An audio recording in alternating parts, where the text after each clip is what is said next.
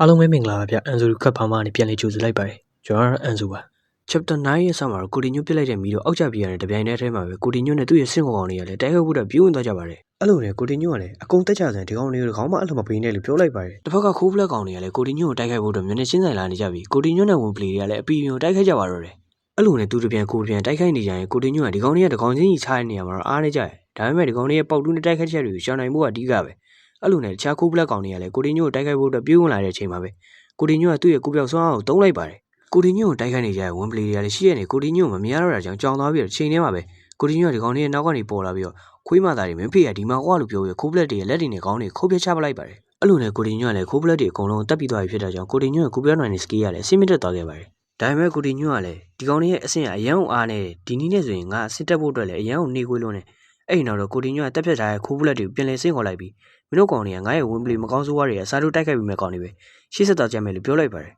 အဲ့လိုနဲ့ကိုတီညွတ်ရဲ့အတွေးထဲမှာတော့ငါဒီကူရဲ့ boss ကိုအမြန်ဆုံးရှာဖွေဖို့လိုတယ်အဲ့လိုနဲ့ကိုတီညွတ်ကလည်းရှေ့ဆက်သွားနေကြပြီတနေရာရောက်မှတော့ရက်တက်လိုက်ကြတယ်ကိုတီညွတ်ကလည်းဟမ်ဒီမှာဝင်ပေါင်းတစ်ပေါက်ရှိနေရလာ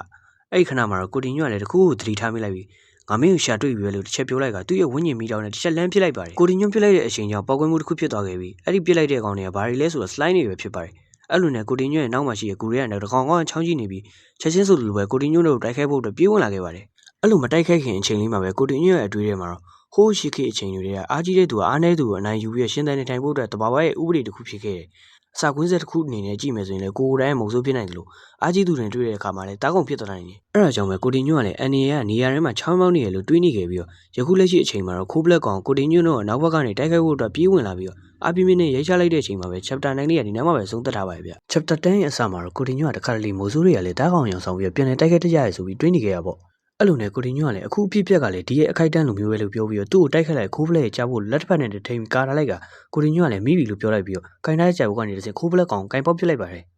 တယ်အဲ့လိုကိုတီညွတ်ကလည်းပြန်လဲတုတ်ပြန်လိုက်တဲ့အကြောင်းခိုးပလက်ကောင်ကလည်းအဝေးကိုလင်းထွက်သွားပြီးတော့ကြောက်နေရတဲ့အပြင်းပြင်းမိတ်ဆက်သွားပါတော့တယ်အဲ့လိုပြပောက်ခံလိုက်ရတဲ့အကြောင်းခိုးပလက်ကောင်ကလည်းစိတ်တူသွားပြီးတော့ကိုတီညွတ်ကိုတိုက်ခိုက်ဖို့အလုံးကိုကိုတီညွတ်ကလည်းဒီကောင်လင်မြန်တဲ့အချိန်နဲ့လာပြီးတော့တစ်ချက်တည်းခုတ်ချလိုက်တာခိုးပလက်ကလည်းတီးမခံနိုင်ပဲနဲ့ရှောသွားပါတော့တယ်အဲ့ဒီနောက်တော့မြပြလာတဲ့ခိုးပလက်ကောင်တွေကထပ်မံရောက်ရှိလာကြပြီးအဲ့လိုအုပ်လိုက်ကြီးကိုထိန်းချုပ်နေတဲ့ကောင်တွေကလည်းအနောက်ကနေတခါတည်းပါလာခဲ့ပါတ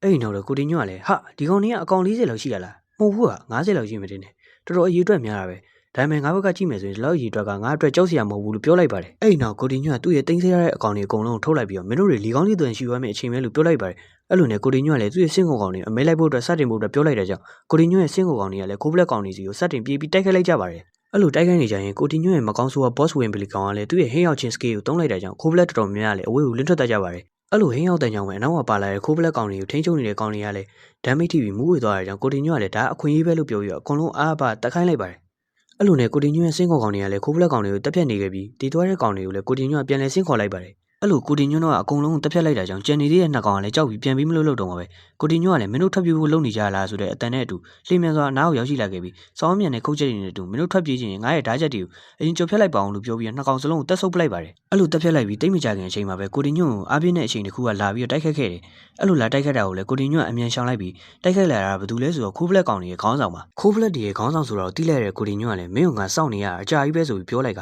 chapter 10လေးကလည်းဒီနားမှာရင်အဆုံးသတ်ထားပါရဲ့ဗျchapter 11ရဲ့အစမှာတော့ကိုတီညွတ်နဲ့ခိုးပလက်ခေါင်းဆောင်တို့ကအပြင်းထန်တိုက်ခိုက်နေကြပြီးတစ်ချက်မှာတော့ခိုးပလက်ခေါင်းဆောင်ရဲ့လက်နက်ကနေရန်ကြားမှာညှက်သွားပါတော့တယ်အဲ့လိုလက်နက်ကညှက်သွားတဲ့ကြောင့်ကိုတီညွတ်ကလည်းအခုကငါ့အခွင့်အရေးပဲလို့ပြောခိုးပလက်ခေါင်းဆောင်ရဲ့ရင်ဘက်ကိုတစ်ချက်ခုတ်ချလိုက်ပါတယ်ကိုတီညွတ်ခုတ်ချလိုက်ပေမဲ့လည်းခိုးပလက်ခေါင်းဆောင်ရဲ့အသားအရန်ကိုမာနေတဲ့ကြောင့်ခုတ်ချလို့မရဘူးဖြစ်နေကြရပေါ့ငါထင်တဲ့အတိုင်းပဲဒီကောင်ရဲ့အသားအရန်ကိုမာတော့ခုတ်လို့မရဘူးပဲအဲ့လိုနဲ့ခိုးပလက်ကောင်ကလည်းကိုတီညွတ်ကိုပြန်လဲတိုက်ခိုက်ဖို့အတွက်သူ့ရဲ့လက်နက်နဲ့ကိုတီညွတ်ရှိရဘက်ကိုတစ်ချက်လန့်ရိုက်လိုက်ပါတယ်ရိုက်လိုက်တဲ့အချိန်ကလည်းအရန်ကိုအားပြင်းလို့တာကြောင့်ကိုတီညွတ်ကလည်းအနောက်ကိုတစ်ချက်ခုန်ချောင်းလိုက်ပြီးတော့ခိုးပလက်ကောင်နဲ့ခေါ်ဝေးကိုရောက်ရှိသွားခဲ့ပါတယ်အဲ့လိုနဲ့ကိုတီညွတ်ကလည်းငါမျောလင့်ထားတဲ့အတိုင်းပဲခိုးပလက်ခေါင်းဆောင်ရဲ့တိုက်ခိုက်မှုတွေကအရန်ကျန်းနေတာပဲဟာပုံမှန်ကောင်တွေတိုက်ခိုက်တာနဲ့မတူဘူးဒီကောင်ရဲ့စွမ်းအားပုံမှန်ခိုးပလက်ကောင်တွေရဲ့2ဆ3ဆလောက်ပုံများပဲလို့ပြောလိုက်ပါတယ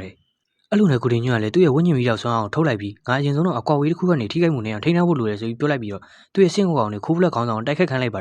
်အဲ့လိုနဲ့တိုက်ခိုက်နေကြပြီးကိုတီညွတ်စင့်ခေါ်ထားတဲ့ Dial Win Play Boss ရဲ့တိုက်ခိုက်ချက်ကိုတော့ခိုးပလက်ခေါင်းဆောင် easily ကာကွယ်လိုက်ပါတယ်အဲ့ဒါကိုကြည့်ရင်ကိုတီညွတ်ကလည်းအချိန်မဆောင်ပဲထပ်မံတိုက်ခိုက်လိုက်ပြီး Dial Win Play Boss ကလည်းသူ့ရဲ့လျှက်စီးတိုက်ခိုက်ချက်နဲ့ခိုးပလက်ခေါင်းဆောင်ကိုတိုက်ခိုက်လိုက်တဲ့ကြောင့်သူ့ရဲ့ damage အတော်လေးကိုရော့ကျသွားခဲ့ပါတယ်အဲ့လိုနဲ့ကိုတီညွတ်ကလည်းသူ့ရဲ့ဝိညာဉ်မီးတော့စွမ်းအောင်ထုတ်လိုက်ပြီးခိုးပလက်ခေါင်းဆောင်ပစ်ထည့်လိုက်ပါတယ်ကိုတီညွတ်ရဲ့ပစ်ချစ်ကြောင့်ပဲခိုးပလက်ခေါင်းဆောင်အတော်ထိခိုက်သွားပြီးကိုတီညွတ်ကလည်းငါအထင်မမှားဆိုရင်ဒီကောင်မှော်နဲ့တိုက်ခိုက်ကူးကံမှုတွေမှာအားနေတာပဲလို့ပြောလိုက်ပါတယ်အဲ့လိုနဲ့ထိခိုက်သွားတဲ့ကြောင့်ခိုးပလက်ခေါင်းဆောင်ကလည်းအယူချီပန်းဒေါ်လာထွက်ပြီးတော့ကိုတီညွတ်ကိုတိုက်ခိုက်ဖို့အတွက်ပြုံးဝင်လာခဲ့တယ်အဲ့ဒါနဲ့ကိုတီညွတ်ကလည်းသူ့အနာကိုမရောက်ခင်အချိန်လေးမှာပဲသူ့ရဲ့ကိုပြောက်စွမ်းအောင်တတ်မှန်အသုံးပြုလိုက်ပါတယ် ချက်ချင်းဆိုလိုပဲကိုတင်ညွန့်ကပျောက်သွားပြီးတော့ခိုးပလက်ခေါင်းဆောင်ရဲ့အနောက်ကိုရောက်ရှိသွားခဲ့ပြီးမင်းကတိုက်ခိုက်ဖို့အတွက်ဆန္ဒပြင်းပြနေရင်လည်းငါနောက်ဆုံးမှမဟုတ်ဘူးလို့ပြောလိုက်ကငါတင်တယ်လို့ပဲဒီကောင်ရဲ့နောက်မှာအကာအကွယ်တွေမရှိဘူးပဲအဲ့ဒါနဲ့ကိုတင်ညွန့်ကလည်းအချိန်မစဲဘဲနဲ့ခိုးပလက်ခေါင်းဆောင်ကောင်ရဲ့ကြောဘက်ကိုဓာတ်နဲ့ထိုးဆိုင်ချလိုက်ပါတယ်ကိုတင်ညွန့်ရဲ့ထိုးရကြောင်ပဲခိုးပလက်ကောင်ကအတော်လေးကိုနာကျင်သွားပြီးတော့ချက်ချင်းဆိုလို့ပဲခိုးပလက်ကောင်ကလည်းနောက်ကိုချက်ချင်းလှည့်ကသူ့ရဲ့လက်နက်နဲ့ဝေယမ်းလိုက်ပါတယ်အဲ့လိုနဲ့ကိုတင်ညွန့်ကလည်းရှောင်းလိုက်ပြီးနောက်တော့လာကေဆန်းဆိုပြီးတစ်ချက်ခေါ်ကသူ့ရဲ့ Diamond Blade Boss ကိုဆင့်ခေါ်ပြီးတက်စီလိုက်တယ်အဲ့ဒီနောက်တော့ကိုတင်ညွန့်ရဲ့ဆင့်ခေါ်ကောင်တွေကလည်းခိုးပလက်ခေါင်းဆောင်ဆက်လက်တိုက်ခိုက်နေကြပြီးကိုတင်ညွန့်ဘက်မှာတော့သူ့ရဲ့ဝင်းကျင်မီးလုံးတွေကိုအများပြားထုတ်ခါခိုးပလက်ကောင်ငါမင်းကိုတတ်မယ်လို့ပြောလိုက်ပြီးပြစ်ပေါက်ထိလိုက်ပါတယ်ကိုတင်ညွန့်ရဲ့ပြစ်ချက်ကြောင့်ပဲခိုးပလက်ကောင်ကလည်းမိခင်နေလို့ဖြစ်သွားပြီးတော့ chapter 11လေးကလည်းညမှာပဲအဆုံးသတ်ထားပါတယ်ဗျ channel လေးကို like and subscribe လုပ်ခဲ့ပေးကြပါဦးကြည့်ရှုပေးတဲ့ဘော်ရတယောက်ချင်းစီတိုင်းကျေးဇူးတင်ရှိပါတယ်ဗျ